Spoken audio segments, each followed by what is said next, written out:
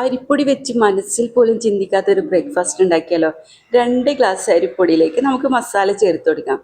ഒരുള്ളി ചെറുതായി കട്ട് ചെയ്തതാണ്, അത് നമുക്ക് ആദ്യം ചേർത്ത് കൊടുക്കാം. നല്ലോണം ചെറുതായിട്ട് തന്നെ അരിഞ്ഞെടുക്കണേ. പിന്നെ ഇതിലേക്ക് ഞാൻ 3 പച്ചമുളകാണ്, നിങ്ങൾക്ക് എരിവിന് ആവശ്യമുള്ള ചേർത്ത് കൊടുക്കാം. ഒരു തക്കാളിയും അതുപോലെ ചെറുതായി കട്ട് ചെയ്തത്, പിന്നെ കുറച്ച് മല്ലിയില, പിന്നെ ക്യാരറ്റാണ് ഇതിലേക്ക് ചേർത്ത് കൊടുക്കുന്നത്. ക്യാരറ്റ് നമുക്ക് ഇതുപോലെ തന്നെ അരിഞ്ഞെടുക്കണേ. ഇതിലേക്ക് 1/4 മുറി തേങ്ങയും 1/4 ടീസ്പൂണ് ചെറിയ ജീരകമാണ്, അതുകൂടി ചേർത്തതിന് ശേഷം വെള്ളത്തിൽ ഞാൻ ഉപ്പ് ചേർത്തിട്ടാണ് കുഴച്ചെടുക്കുന്നത്. എന്നാൽ നമുക്ക് നല്ലോണം മിക്സായി കിട്ടുമല്ലോ, അതുകൊണ്ടാണ്. നമുക്ക് സാധാരണ പത്തിരിക്കും നൂൽപുട്ടിനൊക്കെ കുഴച്ചെടുക്കുന്ന പോലെ തന്നെയാണ് ഇതും കുഴച്ചെടുക്കുന്നത്. ചൂടുവെള്ളത്തിൽ കുഴച്ചെടുക്കുന്ന പൊടിയാണെങ്കിൽ ആദ്യം കുഴച്ചതിന് ശേഷമാണ് മസാല ചേർത്ത് കൊടുക്കേണ്ടത്. എല്ലാം നമുക്ക് ഇതുപോലെ ബോൾസാക്കി എടുക്കാം. ഈ വീഡിയോ കണ്ടതിന് ശേഷം എന്തായാലും ഒന്ന് ട്രൈ ചെയ്ത് നോക്കണം. സംഭവം അടിപൊളിയെ, നമുക്ക് കറി പോലും ആവശ്യമില്ല, അത്രയും നല്ല ടേസ്റ്റാണ്.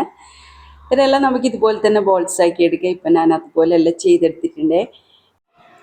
പിന്നെ നമുക്കിതിന് ആവശ്യമായത് ഇതുപോലത്തെ ഒരു പാക്കറ്റാണ്.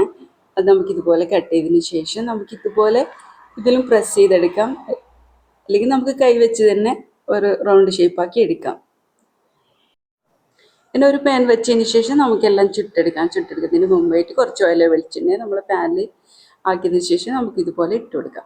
കുറച്ചായതിനു ശേഷം നമുക്കിതുപോലെ തിരിച്ചു മറിച്ചിടും മുന്നേ കുറച്ച് ഓയിൽ ഇതുപോലെ ആക്കി കൊടുക്കാം.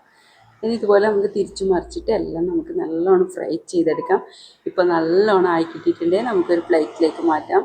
ബാക്കിയുള്ളതൊക്കെ നമുക്കിതുപോലെ തന്നെ ചെയ്തെടുക്കാം. ഈ റെസിപ്പി നിങ്ങൾക്ക് ഇഷ്ടമായെന്ന് ഞാൻ വിചാരിക്കുന്നു. ഇഷ്ടമെങ്കിൽ ഫോളോ ചെയ്യാനും ലൈക്ക് ചെയ്യാനും സബ്സ്ക്രൈബ് ചെയ്യാനൊന്നും മറക്കല്ലേ. ഇതുപോലുള്ള നല്ല വെറൈറ്റി വീഡിയോസ് ആയിട്ട് നമുക്ക് വീണ്ടും കാണാം.